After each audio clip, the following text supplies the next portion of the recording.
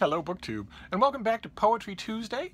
We're examining the world of contemporary poetry here. It's called Poetry Tuesday, but I am resisting the urge to read Longfellow or Whittier or anybody like that.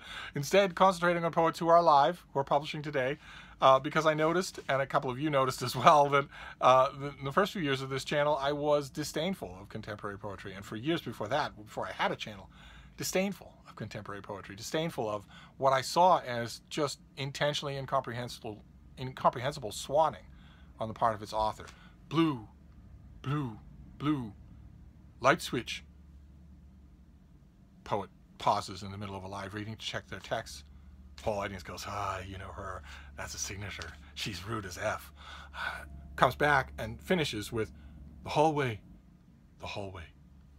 And pauses for thunderous applause. There are only 10 tobacco addicts in the audience, but they're supposed to applaud thunderously. I have experienced live many examples of that sort of crap, and I've also read the books that result from it, and they're no different. And that led to a reflexive attitude of disdain that I am trying to overcome in Poetry Tuesday.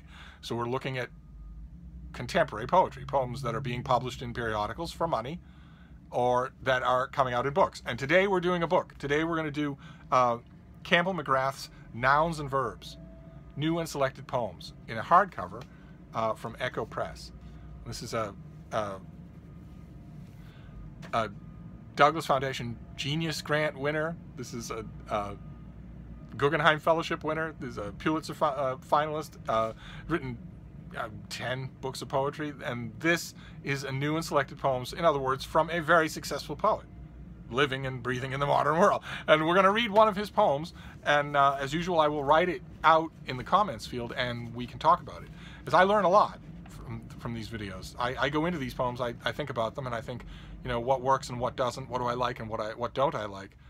And then I post the video with the poem, and I learn a lot in the comments field. A lot of you are much better readers of this sort of stuff than I am. This is from part 4 of the book. The part starts with an Odyssey of Appetite, but the poem does not appear to have a title of its own. And I didn't notice a whole lot of poem titles in most of the chapters of this book. So this is the poem. It doesn't really have a title. America's hunger takes nothing for granted. Ants hollowing fallen fruit, recasting the temple of the pomegranate. Mice in their congress of grain, squirrels in the heart of a deciduous continental democracy, mountains scored by rivulets, granite beds, plains of salt or river clay, subduction and production and consumption driven by the master narrative of orogeny. Magma become lava in the instant of eruption as a chocolate egg ruptures its shell of gold foil in a hand that might belong to young Tom Jefferson.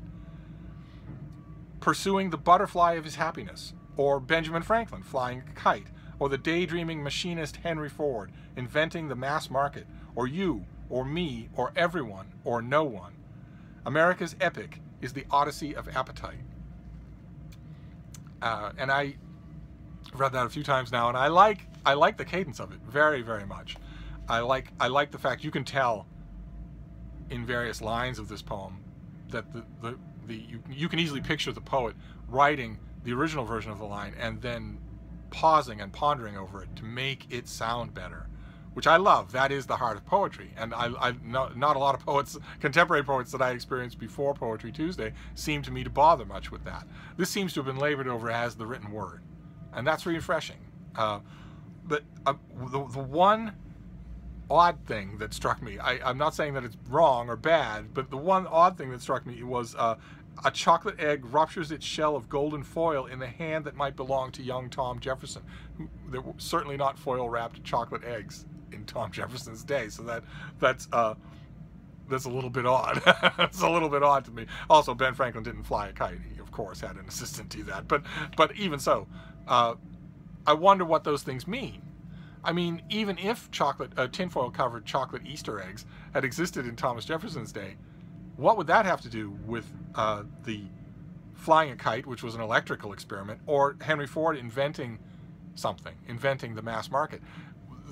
Thomas Jefferson, what was it again? Pursuing the butterfly of his happiness seems to me to be out of step with the vaguely technological or vaguely progress-driven idea of the other two examples.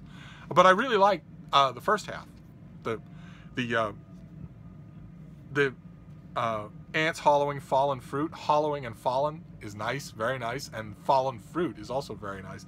And mice in their Congress of grain, squirrels in the heart of a deciduous continental democracy. I like that. I like that very much. Those have very nice sound to them. I confess I haven't read anything else in this book. I mean to. Maybe we'll read another. Maybe we'll read another Campbell McGrath next week. But in the meantime, that is the poem for Poetry Tuesday. I want to know what you think. I'll write the text of it out below, but I'm curious to know how it struck you. A lot of you have said, a lot of you have emailed and said that in addition to reading the poem when I do this, you also read it out loud. And a couple of you have pricelessly told me that you read it out loud to your kids and get the kids' reactions to what they heard. I love it. It's all good. I want to hear it all. So that wraps up Poetry Tuesday for today, but let me know what you thought of that. But we have plenty more to talk about, so I will be back. Thank you, BookTube.